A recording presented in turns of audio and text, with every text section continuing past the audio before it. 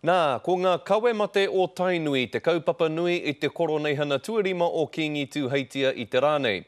Kua whakaritea he wāhanga motuhake ki te kawe i te mate o tā Paola Reeves hei te rā mere nei, ko ia hoki te rā e whakaeke atu ai te Premier me ngā kaitoranga pū ki runga i te marae o Tūranga Waewae i ngā rua wāhia. Pango katoa ana te marae o Tūranga Waewae i ngā uri o Tainui i tatu atu ki te kawe mai i o rātou mate. Ko tō mātou rangatira a Haunui, ko te rūruhi o te kāhuiariki a Hine Matua.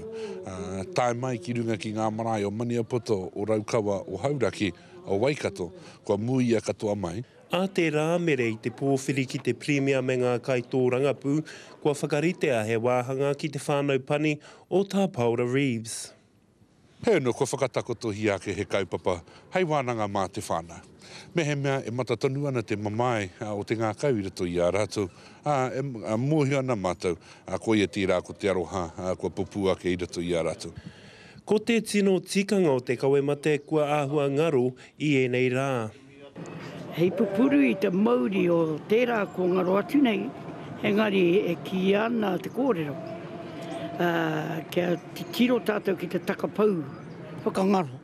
A pōpō e whakapaihia ana ka pokea katoa te marae nei e ngā kawe mate o te motu, nā te toko maha o ngā rangatira kua mate i te tau. E whakarohi ake ana i te nui o ngā mate o te motu, i ngā pau kahukura, i ngā kaiarahi, i ngā apataki o ngā iwi katoa. Ka timata te whakaeke mai o ngā kawe mate o te motu a te iwa karaka a pōpō. Anzac Pikia, Te Karere.